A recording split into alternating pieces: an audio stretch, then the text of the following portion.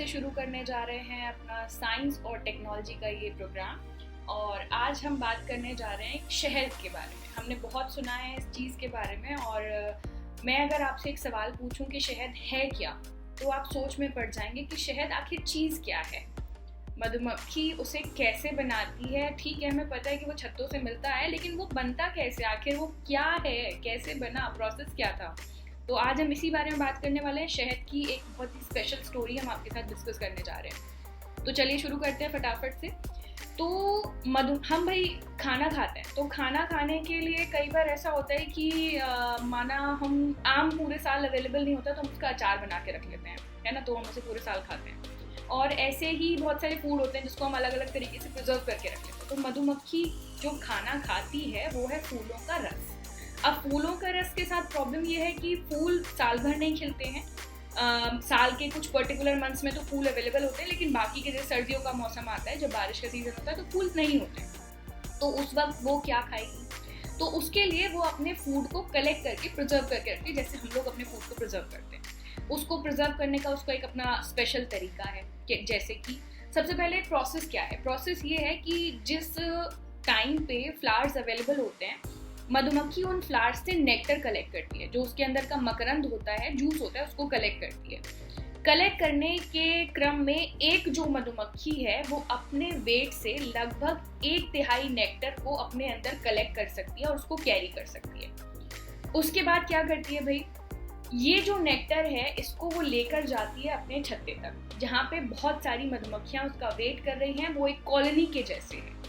और एक जो नॉर्मल साइज का जो छत्ता होता है वो आने वाली सर्दियों के लिए लगभग 10 से 15 किलो उनको शहद चाहिए होता है अपनी फैमिली के लिए, 10 to 15 kg। लेकिन हमें कैसे मिलता है भाई? हम तो उसका खाना ले आते हैं चुरा के, तो हमारे पास जो है, तो इसका मतलब वो बेचारी भूखे रह गए क्या?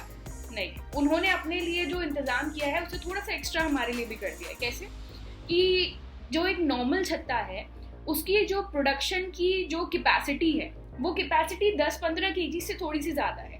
वो 20 से 25 किलो शहद तक प्रोड्यूस कर सकते हैं एक जो है अपने वर्किंग पीरियड में। तो वो जो एक्स्ट्रा शहद है वो उनके यूज़ के लिए नहीं है, एक्चुअली उसी शहद को हम लोग इस्तेमाल करते आए हैं सालों से।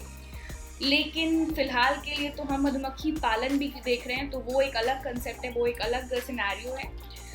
अब आगे की बात कि चलिए मधुमक्खी नेक्टर कलेक्ट करके लेकर आई, बहुत सारी मधुमक्खियां जो कलेक्टर हैं वो कलेक्ट करके लेकर आई, और उन्होंने वो नेक्टर जो है ट्रांसफर कर दिया अपने छत्ते की अन्य मक्खियों के पास। अब उसके बाद उस नेक्टर का क्या होगा, कैसे प्रोसेस होगा? तो जो वो बाकी की मधुमक्खियां हैं वो जो है उसको जो जूस को डिस्ट्रीब्यूट कर देते हैं सब में, और वो जूस को अपने मुंह में रख के उसको चबाती हैं, च्यू करती हैं। जैसे हम लोग जब भोजन करते हैं और उसको जब च्यू करते हैं तो हमारी जो लार ग्रंथियां हैं उससे एक एंजाइम निकलता है जो उस भोजन के साथ मिक्स होकर उसे डाइजेस्ट होने के लिए प्रिपेयर करता है। तो बिल्कुल वैसे ही उस चबाने के प्रोसेस के दौरान उनके मुंह की ग्रंथियों में से एक एंजाइम निकलता है जो उसमें मिक्स हो जाता है। अब वो एंजाइम उस शहद के बनने के प्रोसेस में कैसे हेल्पफुल है? तो वो एंजाइम के मिक्स होने की वजह से उस शहद के अंदर एंटीबैक्टीरियल, एंटीबायोटिक के जो गुण हैं वो उसमें इंड्यूस हो जाते हैं, उसमें आ जाते हैं। इसके बाद जब ये सारा प्रोसेस थोड़ी देर के लिए चलता है, आधा घंटा लगभग, वो उस प्रोसेस को करती हैं, उसको चबाने का प्रोसेस फॉलो करती हैं। उसके बाद वो जो शहद जो बनने की प्रक्रिया में है उसमें हाइड्रोजन पेरोक्साइड जो है प्रोड्यूस हो जाता है उस प्रोसेस की वजह से, उस एंजाइम की वजह से। और उस हाइड्रोजन पेरोक्साइड के प्रोड्यूस हो जाने की वजह से जो नेक्टर अगर हम ओपनली खुला छोड़ देते तो वो नेक्टर खराब हो जाता है। लेकिन चूंकि ये सारे एंजाइम्स उसमें इंड्यूस हो गए हैं, उसमें हाइड्रोजन पेरोक्साइड जो है इन्फ्यूज हो चुका है, उसके बाद वो जो है शहद अब खराब नहीं होगा, वो प्रिजर्व हो गया। यानी उन्होंने प्रिजर्वेटिव उसमें ऐड कर दिए, इस तरीके से प्रिजर्वेटिव ऐड हो गए। उसके बाद अब ये जो शहद है इसमें वाटर का भी प्रेजेंस होगा। भाई जो नेक्टर है वो केवल फूलों का जूस है, उसमें पानी का भी कुछ ना कुछ कंटेंट है।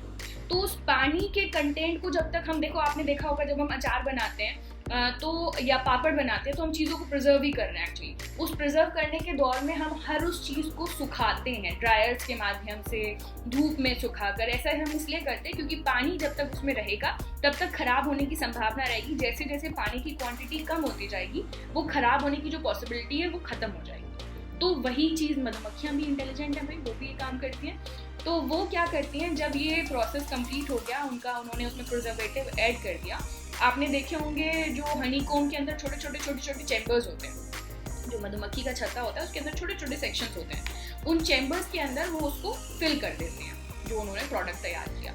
अब उसके अंदर से उनको वाटर भी रिमूव करना है, जो एक्स्ट्रा पानी है वो निकालना है।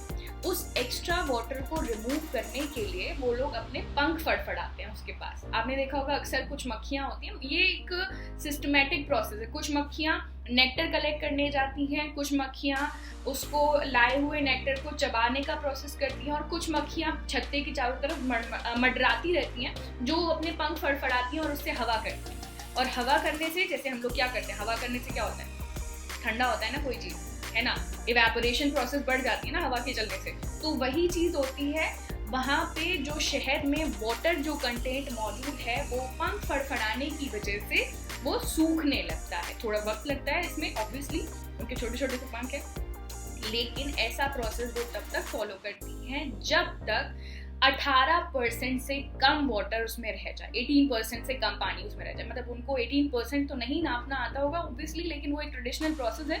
तो वो एक क्वांटिटी तक उस पानी को कम करने के बाद जो है उस प्रोसेस को खत्म करते हैं कि हाँ अब शहद में इतना पानी नहीं है कि वो शहद खराब हो। इसके बाद आपने देखा होगा हमें हनी कोम से शहद के अलावा एक प्रोडक्ट और मिलता है। वो क्या प्रोडक्ट है? वो प्रोडक्ट है वैक्स। बी वैक्स के बारे में आपने सबने जरूर सुना होगा, है ना। अब वो वैक्स क्या चीज़ है बेटा? देखिए, हम जब अपनी चीज़ें प्रिजर्व करते हैं तो हम कंटेनर्स बनाते हैं, कांच के कंटेनर्स बनाते हैं, उसको एयर टाइट कंटेनर में पैक करते हैं, है ना। अब इन्होंने जो प्रोडक्ट तो तैयार कर लिया भाई, अपना प्रिजर्व कर लिया, अपना सब कुछ कर लिया, लेकिन उसको इनको सेव भी करना पड़ेगा, कंटेन पैक भी करना पड़ेगा। तो उसके लिए ये जो चेम्बर्स हैं, उस चेम्बर्स में जब शहद में से पानी एक्स्ट्रा निकल चुका है, उन चेम्बर्स को ये लोग अपने वैक्स के थ्रू कवर कर देते हैं। वैक्स की लेयर से, पतली लेयर से कवर कर देते हैं। वो बी वैक्स है जिसको कि हम जब छत्तों से शहद निकालते हैं तो साथ में हम बी वैक्स भी हमें साथ में फ्री मिलता है। अब ये रहा सारा प्रोसेस शहद के बनने का, लेकिन फीजिबिलिटी कैसी है, कितनी है, शहद कैसे बनता है, मतलब कैसे बनता है तो ये समझ में आ गया है, लेकिन भाई इतना मेहनत मक्खी कर रही है तो उसके पास भी तो कुछ ना कुछ पावर्स होंगी। तो पावर्स में पहली पावर तो आपको समझ में आ गई है कि उसके पास एक उसकी लार में एक एंजाइम है जो उसको प्रिजर्व करने के लिए केपेबल बनाता है, जो उसे कन्वर्ट करता है एज ए हनी, जो हम लोग और आप लोग भी यूज़ करते हैं। ओके, अब ये जो नेक्टर है, क्या 100% नेक्टर शहद में कन्वर्ट हो जाता है? जितना वो नेक्टर लेकर आती है क्या 100% और उसमें कन्वर्ट हो जाता है शहद में? नहीं। देखिए भाई, फर्स्ट थिंग, मैंने आपको पानी सुखाने वाला प्रोसेस जब समझाया तो उसमें वाटर की क्वांटिटी है वो उसने कम कर दी सुखा कर, तो वाटर एक पार्ट हो गया। लेकिन ये जो फूलों का रस होता है, एक्चुअली ये मेजर कंटेंट है किस चीज़ का? शहद, शुगर का, चीनी का, शक्कर का। वही एक्चुअली फूड है उनका। उनको जो चाहिए ना अपनी एनर्जी के लिए, जिसको वो एज अ फूड प्रिजर्व कर रहे हैं, वो है ही शुगर। तो नेक्टर इज बेसिकली 20 से 25% शुगर मिक्सचर है, शुगर सिरप है, जिसमें 20 से 25% तक शक्कर पाई जाती है। और ये जो करते हैं इस प्रोसेस को सेव करने के लिए, बनाने के लिए, एक्चुअली ये उसी शुगर को कॉन्सेंट्रेट करके उसको एक फॉर्म में कन्वर्ट करके, जिसे हम हनी के रूप में देखते हैं, ये उस तरीके से इसको सुरक्षित करते हैं। तो इस तरीके से मक्खियाँ जो हैं अपने लिए साल भर का शहद बना लेती हैं और काफ़ी सारा हमारे लिए भी बचा देती हैं। 10 से 15 किलो ही उनको चाहिए, बाकी 25-30 किलो जो बना रही हैं वो बाकी सब अपना। तो ये रही शहद की कहानी। तो कैसी लगी आपको बताइएगा ज़रूर, लाइक कीजिए, कमेंट कीजिए वीडियो पे, और ऐसे ही और मज़ेदार साइंस से रिलेटेड वीडियोस के लिए जुड़े रहिए मेरे साथ। मेरा नाम है निहारिका शर्मा, भूलिएगा मत। Thank you so much.